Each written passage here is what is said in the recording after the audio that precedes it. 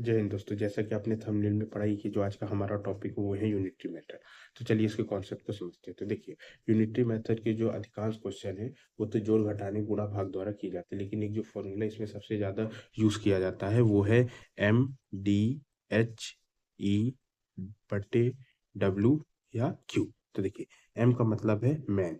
Man मतलब कोई कितने आदमी किसी काम को करते हैं। डी मतलब दिन, कि कितने दिन में करते हैं। एच मतलब आवर, आवर मतलब कितने घंटे में करते हैं। ई मतलब होता है उसकी इफिशियंसी, मतलब उनकी काम करने की क्षमता कितनी है। डब्ल्यू मतलब हो गया वर्क, कितना काम वो करते हैं।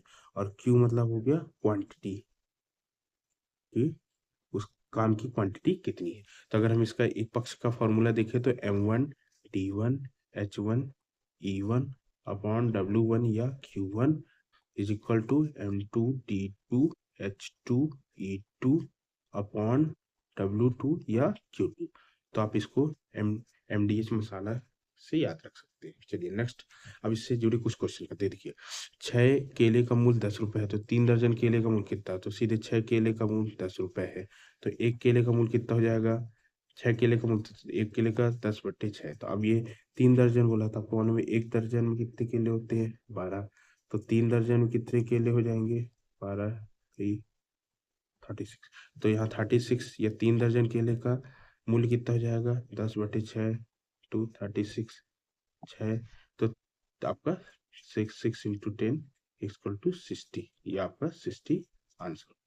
चलिए नेक्स्ट देखते हैं कि देखिए, 15 मजदूर एक पानी की टंकी को 12 दिन में बनाते हैं, तो उसी टंकी को 20 मजदूर कितने दिन में बनाएंगे। तो देखिए, 15 मजदूर दैट मीन ये M1 की वैल्यू, 12 दिन ये D1 की वैल्यू, 20 मजदूर M2 की वैल्यू, और यहाँ D2 की वैल्यू आपसे ये अच्छा है। तो लिख दीजिए formula M1 D1 is equal to M2 D। M1 की वैल्यू 15, D1 की वैल्यू 12, M2 की वैल्यू 20, D2 की वैल्यू 2 निकालना। तो DT इज इक्वल टू कितना हो गया, 15 × 12 अपॉन 20। 5 3 जा 5 4 जा और 5 4 3 जा 12। तो DT is equal to 3 × 3 that mean 9 days, 9 दिन में बनाएगी। चलिए नेक्स्ट करते हैं। देखिए, यदि 45 व्यक्ति 300 किलो चावल 12 दिन में खाते हैं, तो 24 व्यक्ति 80 किलोग्राम चावल कितने दिन में खाएंगे। तो देखिए, 45 व्यक्ति दैट मीन M1। अब 300 किलोग्राम चावल है, ये चावल क्वांटिटी बता रहा है, तो Q1।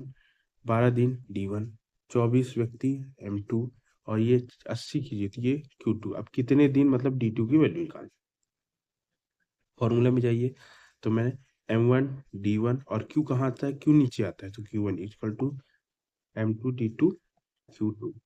अब लिख लिख दीजिए, M1 की वैल्यू 45, D1 की वैल्यू 12, Q1 की वैल्यू 300, M2 की वैल्यू 24, D2 की वैल्यू निकालना है, और Q2 की value 80। So D2 is equal to आपका 45 × 12 × 80 अपॉन 300 × 20। 12 2 जा 0, 5 6 जा 5 9 जा 45, और ये हो गया 4 3 2 जा 3 3 जा ये 2, ये 2। तो ऊपर सिर्फ क्या बचा आपका, 3 × 2 दैट मीन 6 डे, 6 दिन तक वो खाइए। ठीक है, चलिए नेक्स्ट चलते हैं। देखिए, यदि 8 आदमी 24 दिन का वेतन कितना है उनका, 3040। 6 आदमी का 18 दिन का वेतन कितना होता है। 8 आदमी मतलब M1, 24 दिन मतलब D1। अब वेतन बोल रहा है, वेतन क्वांटिटी तो Q1। 6 आदमी M2, दिन बोला है D2। आपको क्या निकालना है, वेतन मतलब Q2 की वैल्यू निकालनी है। तो चलिए Q2 की वैल्यू देख लेते हैं। तो M1 D1 upon Q1 equal to M2 D2 on Q2। M1 की value 8 into D1 24, Q1 3040 equal to M2 की वैल्यू 6, D2 की वैल्यू 18 और Q2 की वैल्यू निकालना है। तो Q2 इज इक्वल टू कितना हो जाएगा, 6 × 18 × 3040 अपॉन 8 × 24। तो 6 4 8 से कर देंगे तो 8 3 24 9 64 0। अब आप कर दीजिए 4 से कर दीजिए, 4 नहीं 36, 4 नहीं 36, 2 4 25, तो आपका कितना बचा? Q2 is equal to 18 into 95। तो अब आप इसका इंटू कर लीजिए, तो आपका इसका इंटू आ जाएगा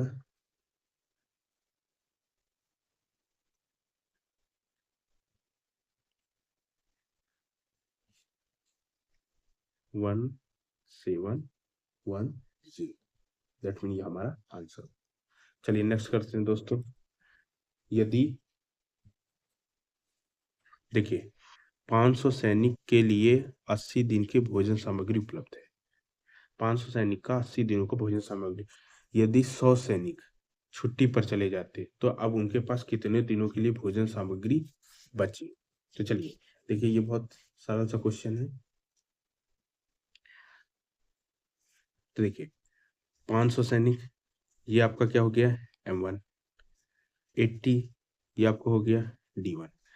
ठीक है, अब देखिए 500 सैनिकों के लिए 80 दिन की भोजन सामग्री। यदि 100 सैनिक छुट्टी पे चले गए, तो आप 100 सैनिक छुट्टी पे चले गए, इसका मतलब है बचे कितने?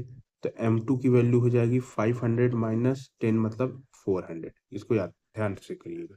और वो किसने दिन पूछ रहा है, मतलब D2 की वैल्यू पूछ रहा है, तो लिखा लीजिए M1 D1 is equal to M2 D2। M1 की वैल्यू 500, 80 D1, M2 की वैल्यू 400 और D2 की वैल्यू आपको निकालना है। तो D2 is equal to 500 into 80 upon 400, 0 0 0 0 4 20। तो D2 की वैल्यू होगी 20 इंटू 5 होगा 100 डेज। चलिए नेक्स्ट करते हैं।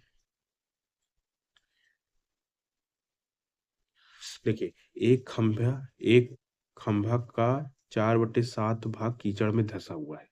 जब धंसे हुए भाग का 1/3 भाग बाहर खींचा जाता है तो पाया गया कि 8 मीटर माप का खंभा अभी भी कीचड़ में धंसे। उस खंभे की पूरी लंबाई दे देखिए, मान लीजिए ये एक खंभा है, ठीक है, और यहाँ से ये कीचड़ में धंसा हुआ है, ठीक है। मान लेते हैं कि अभी ये खंभाई, इस लंबे की खंभाई पूरी x है, ठीक है। अब कीचड़ में धंसा हुआ है तो कितना भाग धंसा हुआ है? ये एक खंभा 4/7 भाग कीचड़ में, तो यक्ष का 4/7 भाग कीचड़ में धंसा हुआ है, ठीक है। अब देखिए, अब धंसे हुए भाग का 1/3 भाग बाहर। अब मान लेते हैं कि इतना भाग उसने बाहर निकाल लिया, तो अब 1/3 जब बाहर निकाल लिया तो बचा कितना? 2/3 बचा। और बोलता है कि 2/3 बचने के 1/3 निकालने के बाद पाया गया कि 8 मीटर माप का अभी भी धंसा हुआ है। इसका मतलब जो 2/3 की वैल्यू है वही आपकी 8 मीटर है।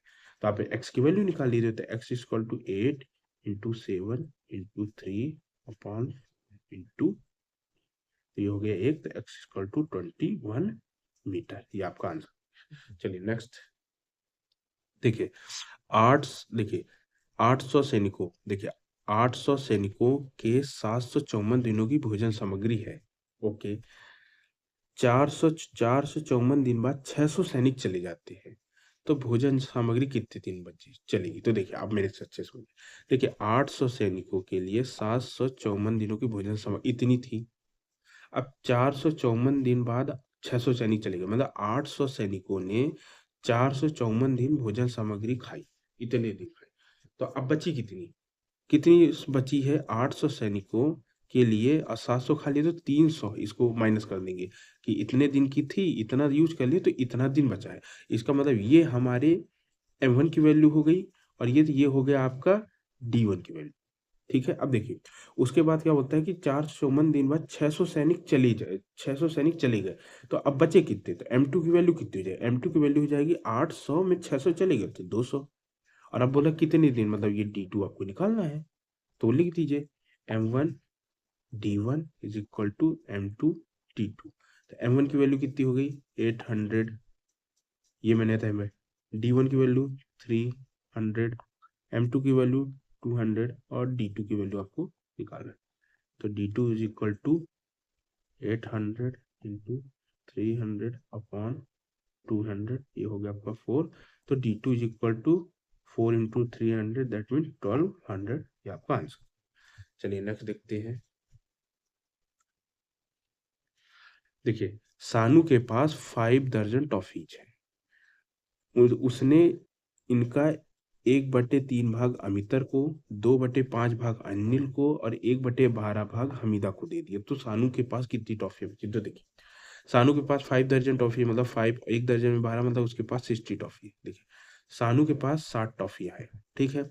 अब ये 60 टॉफी इसका 1/3 भाग अमितर को दे रहा है, मतलब 60 का 1/3 भाग, मतलब कि ऐसे निकाल लीजिए 60 इंटू 1/3, मतलब 20, मतलब 20 टॉफी उसने किसको? अमितर को दे दी। अब 60 का 2/5 भाग अनिल को दे देता है, तो 2/5 निकालिए, 60 इंटू 2/5, तो ये 12, 24 उसको किसको दे दिया? अनिल को दे दिया। अब इसका 1/12 भाग ये किसको दे देता है? हमीदा को दे देता है। तो इसका 1/12 60, और ये 1/12 ऐसे कर लेंगे तो कितना जाएगा? 5। तो 5 ये हमीदा को दे दिया। तो अब देखिए वो उसने दे कितना दिया, तो अब इसको पूरा ऐड कर दीजिए, 4 और 9। तो देखिए 60 टॉफी थी हमीदा, उसने 49 बांट दी। तो अब हमीदा के पास बची टॉफी कितनी? 60 माइनस 49, मतलब 11 टॉफी उसके पास बची है। ये आंसर हो गया। चलिए नेक्स्ट। अब देखिए राम अपनी यात्रा का 2/5 भाग ट्रेन से, 1/3 भाग बस से, और 1/4 भाग कार से पूरा कार से, तथा शेष वो 3 किलोमीटर पैदल भी चलता है। मतलब ट्रेन बस कार से सफर करने के बाद 3 किलोमीटर पैदल चला, तो उसकी यात्रा की कुल दूरी कितनी? तो देखिए आप ऐसे करिए, सबसे पहले उसने जितना भी वाहनों से ट्रेवल किया है, यात्रा किया, उसको जोड़ लीजिए। तो देखिए ट्रेन से उसने 2/5 भाग किया, बस से उसने 1/3 भाग किया, और कार से उसने 1/4 भाग किया। अब इसको सबको जोड़ दीजिए, एलसीएम ले लीजिए। एलसीएम ले लेंगे तो 4×12 60 आ गया, और 5×12 24, और इसको किए तो 20, और इसको किया तो 15। अब इसको ऐड कर दिए, 5×4 = 9, 5×9। अब देखिए 59/60, मतलब 59/60 भाग उसने ट्रेन, बस और कार से ट्रेवल यात्रा किया। और शेष जो बचा, शेष कितना बचा? शेष आपका बचा 1/60 भाग। अब ये किससे कर रहा है? ये पैदल चल के कर रहा है, 3 किलोमीटर, मतलब 1/60 भाग की दूरी कितनी है? 3 किलोमीटर। तो पूरे यात्रा की दूरी कितनी हो जाएगी आपकी? पूरी उसकी यात्रा की दूरी कितनी हो जाएगी? 3 × 60, मतलब 180 किलोमीटर, मतलब उसने 180 किलोमीटर उसकी कुल दूरी थी। तो चलिए दोस्तों, यहीं के साथ हमारा आज का फिनिश होता है।